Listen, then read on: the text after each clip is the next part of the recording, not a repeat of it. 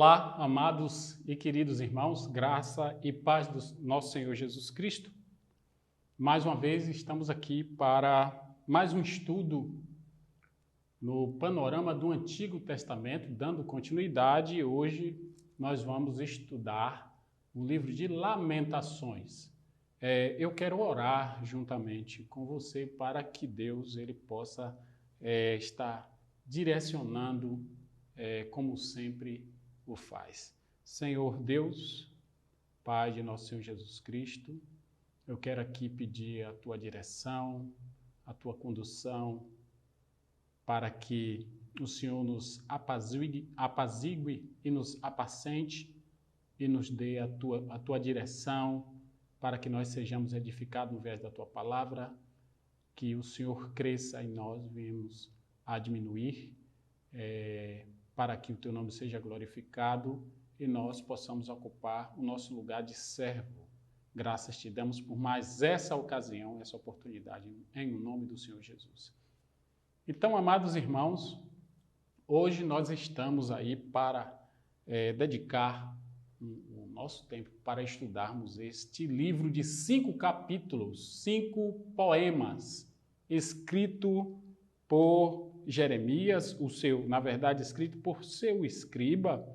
A tradição vai dizer que isso ocorre após a sua morte, mas o importante é entender que é um livro inspirado por Deus e que há envolvimento do profeta e do seu escriba nisso e que essa história ela é um fato. Eu trago aí o livro das Lamentações, uma imagem como pano de fundo que apresenta o que foi, em forma de gravura, de pintura, o que foi a saída de Israel para o exílio. A cidade está ao fundo, ela está sendo incendiada, suas muralhas derrubadas, e o povo sendo aí transladado, os nobres, os sábios, os cultos, grandes e pequenos, eles foram levados, ficando apenas os pobres lavradores aí, foram deixados para lavrar a terra, enfim.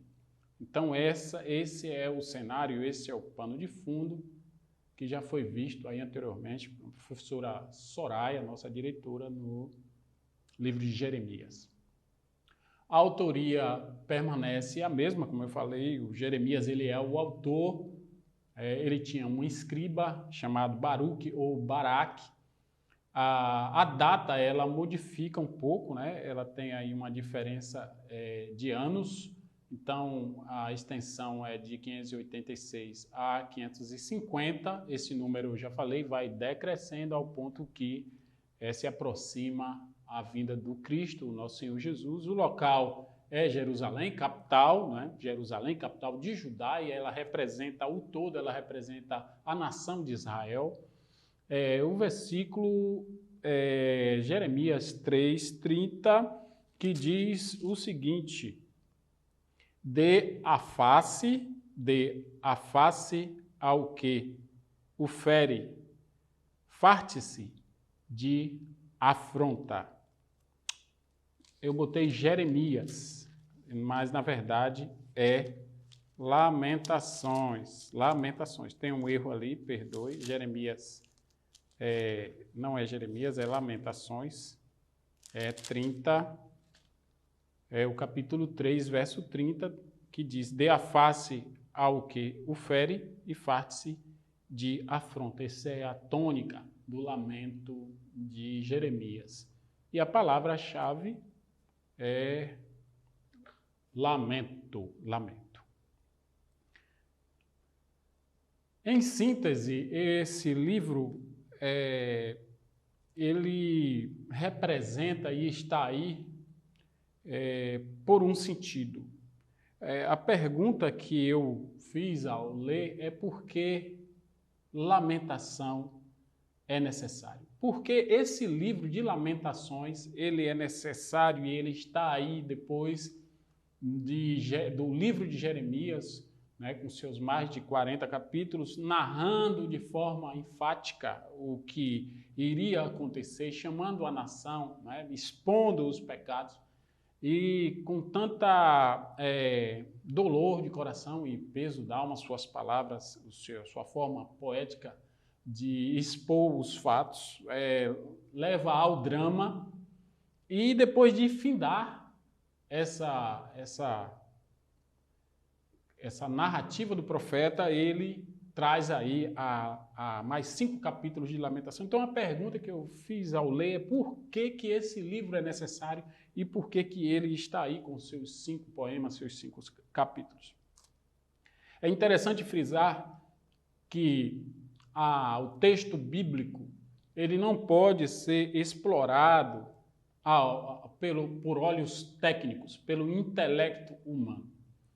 Como tudo que se faz e que se busca entendimento em Deus, é interessante ter aí olhos espirituais e deixar um pouco de lado a nossa cabeça socioantropológica do século 20, 21 e mergulhar buscando o entendimento completo e não específico do livro, mas procurando basear-se em toda a trajetória de Israel, e aqui eu me refiro desde a saída no Egito até esse momento do exílio, né, do translado, para ter assim um entendimento teológico e espiritual. Então, seria impossível, com o nosso intelecto, procurar entender as razões da necessidade de um livro como esse, que versa sobre lamento, logo após a tratativa de Jeremias e de tantos outros profetas que também falaram do povo judeu em forma de alerta. Então, para entender as coisas de Deus, o nosso intelecto, a nossa capacidade técnica, ela é vã. Então, quais são as razões desse livro de Lamentações, com seus 5 capítulos, acompanhar a escritura de Jeremias, logo já, que de fato tudo ali já deixa bem claro, ele consegue desenhar no seu livro um cenário. Então, não querendo ser redundante, mas se nós quisermos uma resposta, ela só será possível se você procurar entender toda a história, né? Desde o pós-Egito, do pós-deserto, coisa que nós vamos abordar aqui no nosso livro. Então, o livro de Jeremias, ele antevê a queda. Então, ele tem um momento, ele tem um tempo histórico, ele tem um raio de ação, né? Ainda tem jeito, ainda tem saída, ainda tem formas e meios de evitar a catástrofe, evitar o exílio. Já o livro de Lamentações, enquanto Jeremias, no seu livro, olha para o futuro que ainda vai acontecer, Lamentações, ele já olha para o passado e ele pranteia por causa do desastre. Mas ainda assim, Jeremias, no seu capítulo 3, banhado de angústia e o coração dorido, no capítulo 3, no verso 21 e 23, é interessante ler, o capítulo 3 é um capítulo diferenciado, mas o verso 21 e 23 diz o seguinte: quero trazer à memória aquilo que me dá esperança. As misericórdias do Senhor são a causa de não sermos consumidos. Porque a sua misericórdia não tem fim, renova-se a cada manhã. Grande é a sua fidelidade. Então, as misericórdias do Senhor são a causa de não sermos consumidos. Jeremias, ele no seu choro, no seu pranto, ele busca um amparo na fidelidade do Senhor, na misericórdia do Senhor, que mesmo tendo a destruição externa, não é? A religião está comprometida, os ritos, os locais, a cidade, os muros, talvez a identidade, a moral, mas Deus ainda tem Israel como povo e ainda há uma saída, ou seja, o povo está vivo. Se você olhar o livro de Deuteronômio, no capítulo 28, lá estava as condições que Deus colocou e antevendo e dizendo a Israel que se ele se colocasse na brecha, Deus seria fiel, mas o contrário disso, se eles rejeitassem a Deus, como acontece aqui em Jeremias e Lamentações, o que aconteceria é que eles seriam espalhados e eles ficariam vivendo no meio de povos estranhos e de lá não voltariam na sua totalidade. Então, ele diz aqui, quero trazer à memória aquilo que me dá esperança, as misericórdias do Senhor são a causa de não sermos consumidos, porque a sua misericórdia não tem fim. Então, é interessante, como eu falei, por que a necessidade de um livro de Lamentações e a resposta você pode encontrar através do histórico. Ou seja, se nós seccionarmos a Escritura e lermos de forma isolada esse livro, ele perde o seu sentido, ele perde o seu nexo.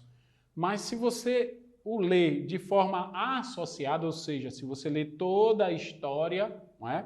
Você vai ver que ele tem um lugar na história, ele tem um sentido e é muito forte. Então, eu trago aqui os estágios de Israel até as Lamentações. Então, nós temos ali o pós-Egito e o que foi o pós-Egito. No pós-Egito, ele foi o início da carreira de Israel com Deus e a sua história de milagres, um histórico de milagres, porque não há na história e nos registros religiosos de outros povos onde um povo ele venceu o Egito, ele finalizou o faraó, ele finalizou uma hoste da maldade, uma ditadura, né, que perseverou ali no Egito por 400 anos. E esse povo ele sai vitorioso, né, pelos milagres de Deus e atravessa o mar. Então esse pós-Egito é a soma de tudo que Deus fez, né, sobre Israel, todos os milagres e que assombrou as nações em volta, porque isso repercutia e o que corria entre os outros povos era que aquele povo servia a um Deus, ao Deus dos deuses, ao Deus que livrava, e quando narrava os fatos entre eles, eles ficavam assombrados ao ponto de não querer que Israel passasse por dentro das suas terras, como foi alguns povos, né, que estavam ali, moabitas, e que não permitiam, que deram passagem a Israel. Então, o pós-exílio foi a era de ouro, a era dourada, né, do conhecimento e dos milagres. Então, repercutia entre as nações que esse povo era um povo de um Deus que abria mar, era um povo que se via um Deus que os cobria com nuvem, né? Era um povo que se via um Deus que fazia milagre nas suas roupas, nos seus calçados, que multiplicava, que fazia a rocha jorrar água, né? Até ali não se tinha um histórico de coisa tão premente, tão forte, tão pujante, de um Deus que faz do céu descer o pão e que cerca esse povo de noite no frio do deserto, onde as temperaturas baixam 0 graus, com coluna de fogo que guia esse povo. Né? Se você for olhar na história, você não tem registro de um povo que tenha convivido 40 anos no deserto e tenha sobrevivido. Israel não tinha vizinho no deserto, porque só mesmo Deus podia sustentar. Então, é interessante observar esse histórico, porque você só pode lamentar de algo que você perdeu. Você só pode lamentar de algo que você teve. Então, você tem o pós-Egito. Depois nós teremos aí o pós-deserto, que é a conquista da terra prometida, é outro avanço, é outro estágio de Israel. Então são mais conquistas, mais empoderamento e mais intimidade, e esse Deus ele se torna mais próximo, né? Então nós teremos também, depois do pós-deserto, a monarquia, e é um nivelamento social com os outros povos em volta, onde Israel, além dele ter todo esse histórico miraculoso, ele tem também um decálogo, ele tem uma lei, ele tem uma tradição, ele tem uma história, ele tem um Deus zeloso e agora ele se equipara às demais nações porque ele tem o que as outras nações não têm e ele se torna igual porque ele tem um rei terreno, uma monarquia. E aí nós finalizamos, antevendo a lamentação, o exílio, que é o retorno à condição primeira. Então você vai observar que ele sai do Egito e ele retorna para o Egito agora, o Egito espiritual, mais tipificado pela Babilônia. Então, nós temos aí um prazo de mais de 400 anos da saída daqui para aquele estágio ali. Então, a lamentação, é interessante eu contar aqui um testemunho rapidamente, não vou me estender muito, de uma pessoa que ele ficou hospitalizado, um jovem de 19 anos, teve uma fratura grave de bacia e de fêmur e precisou ser hospitalizado. E ali ele ficou por 4 longos meses em uma tração suspensa, tração tipo férula, para fazer a reposição óssea, né, a relocação dos ossos. E tinha que ficar imóvel. Então, nós temos aí duas situações totalmente opostas, antagônicas. Uma pessoa que andava, que subia, que descia, que se banhava, e que era jovem, forte, independente, e que agora se depara com a situação de estar inerte em uma cama, e esse prazo é 4 meses, 120 dias, tomando banho de leito, dado por uma enfermeira, e fazendo as necessidades numa comadre, né? Então, ele conta que ele sequer podia conhecer o corredor do hospital. Ele começa a viver agora o oposto e valorizar coisas simples do cotidiano, como deambular, como se banhar, como olhar a janela. Então ele começa a valorizar essas coisas perdidas e a lamentar. E isso se avoluma quando ele percebe que um cadeirante de uma outra enfermaria pode passar ali na frente do seu corredor e ele olhar de soslaio e perceber que aquele cadeirante pode sim tocar a sua cadeira, coisa que ele não pode. Então, veja, ele na condição que estava, agora ele já deseja não ser mais uma pessoa que deambula, mas se ele pudesse ser como aquele cadeirante. Percebe como as coisas elas são, quando se perde, né, aquilo que se tem posse, não é? Você é levado a uma condição de murmúrio e de queixa e de lamentação, e você passa a observar coisas que antes era corriqueira. Hoje você não vai precisar pensar, preciso respirar. Preciso piscar os meus olhos. Preciso controlar a minha função esfincteriana. Ou preciso agora lubrificar as minhas pálpebras. Então, é de conhecimento de todos que essas funções elas estão ligadas ao sistema nervoso central, que é como se fosse uma inteligência artificial dentro de você, que move a máquina do sistema motor autônomo.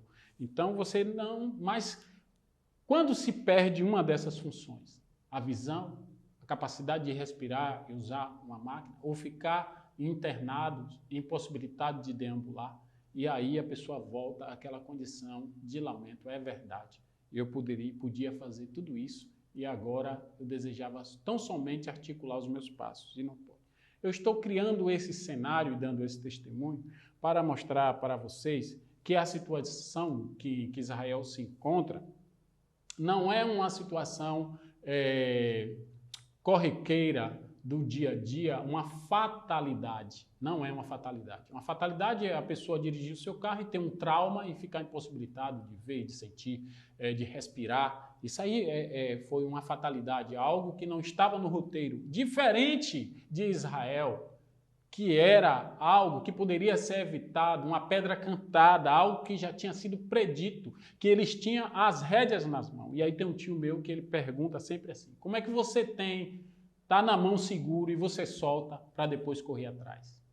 Se não tem como apagar, não acenda. Então, o cenário que eu criei aqui agora, desse testemunho e dessas funções que você e eu, que nós carregamos, que elas são automáticas e que por uma catástrofe ou um acidente, algo você vira perder, é diferente, né, da situação de Israel, que tinha sobre si o Deus vivo e que tinha toda a condição e desprezou. É diferente, é você desprezar.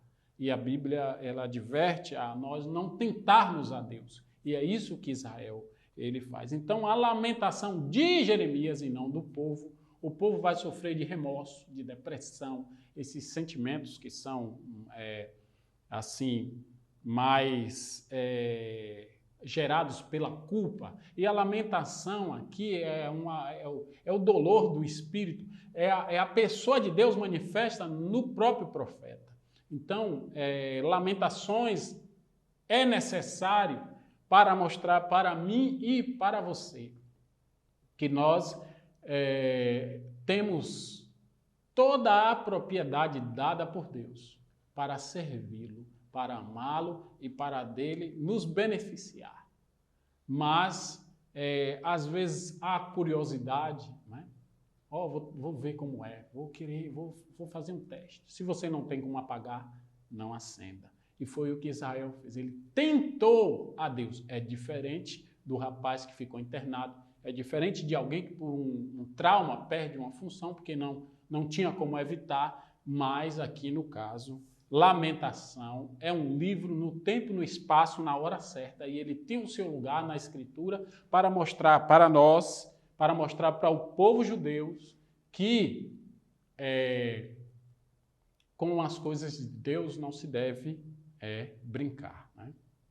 Então, o conteúdo, o livro está dividido em 5 poemas. Se você observar na sua Bíblia, 4 dos 5 capítulos tem 22 versículos, 4 dos 5 capítulos, 4 dos 5 constam com 22 capítulos, e 22 capítulos são o número do alfabeto hebraico. Eu aqui quero dizer que esses 4 capítulos, o 1 e o 2, o 4 e o 5, eles estão dispostos na forma de acróstico. Cada versículo do capítulo 1, do primeiro poema, é iniciado por uma letra do alfabeto hebraico, No primeiro poema, nós temos a cidade representada como uma viúva, o capítulo 1. No segundo poema, nós temos a cidade representada como uma mulher com véu, chorando em meio às ruínas, capítulo 2, você vai ler e você vai constatar. No terceiro poema, nós temos a cidade representada pelo profeta que chora e lamenta diante do juízo, capítulo 3. No quarto poema, que é o capítulo 4, nós temos a cidade representada com ouro embaçado, mudado e degradado, isso é o capítulo 4. E no quinto poema, ali está o quarto, perdão, mas é o quinto, está escrito quarto, mas é quinto. A cidade é representada como uma suplicante que roga ao Senhor, né? Roga ao Senhor voltar a uma condição que estava ali, tudo pronto. Então é aquela coisa da perda, né? Tem pessoas que só valorizam as coisas quando perde, né? É aquela pessoa que convive o tempo todo com alguém que tem merecimento de ouvir "eu te amo", mas nunca o disse, ou tem merecimento de ouvir o seu reconhecimento, uma esposa, né, que cuida dos filhos, que cuida da casa, que cuida do esposo e nunca ouviu desse cônjuge "eu te amo", ou "o que você faz é pertinente", mas no dia que perde por fatalidade ou até por os intempéries da vida, aí vai correr atrás, vai valorizar. E aí é também típico, é também característico do ser humano isso, essa posição de lamentar. É verdade, eu tinha e não sabia, tinha um grande tesouro e não sabia. E aqui nós já temos também a conclusão, Deus se importa quando estamos machucados? Sim, se importa. Veja, o capítulo 3, Jeremias, ele trafega nessas vias que em vista da catástrofe, da calamidade, e ela é justa, ela tem um sentido de ser, ele diz, ainda assim, eu quero trazer à memória aquilo que me dá esperança, capítulo 3, verso 21. Pois as misericórdias do Senhor, elas se renovam, né? E são a causa de nós não sermos consumidos. Então, Deus se importa quando estamos machucados? Sim. Deveríamos ter compaixão uns dos outros? Aí, eis a questão. Ou seja, façais aos homens tudo que vós quereis que vos faça. Então, Deus tem misericórdia quando eu peco, quando eu erro, quando eu falho? Tem. Me livra das consequências? Não. As consequências é conosco. Né? O perdão livra da morte eterna e as consequências é fruto da falha. Então, pois a nossa esperança de libertação, salvação e renovação são fixas em quem? Nele. Em quem? Desse Deus que na frase 2 cuida, né? Que na frase 1 se importa quando estamos machucados. Então, devemos aplicar essa verdade ao nosso próximo ou à sociedade da qual nós fazemos parte, sendo úteis à nação, no sentido que nós devemos abençoar as autoridades, abençoar as estruturas cíveis, eclesiásticas, religiosas, nós devemos abençoar a nossa igreja, abençoar a nossa comunidade, dar sentido ao nosso senso de destino, que é o nosso chamado, o qual Deus nos chamou para ser sal e ser luz, e não sal insípido, nem lâmpada apagada. Então, com essa palavra que eu digo para você, tendo aqui me importado em dar ênfase ao sentido de ser de um livro de lamentações, né? E por qual razão ele está inserido aí nesse contexto, eu trouxe o histórico, né, da história de Israel e que agora finaliza essa etapa dessa forma tão lamuriosa e inicia um novo ciclo na Babilônia. Que Deus possa abençoar o seu coração e a sua vida. E eu oro aqui agora pedindo a Deus a graça para que nós continuemos aqui, que a igreja continue trabalhando a palavra, abençoando, glorificando a Deus, abençoando vidas e ensinando através das redes sociais a sua palavra. Eu te agradeço, Senhor, em nome do Senhor Jesus. Amém. Que Deus abençoe e até a próxima.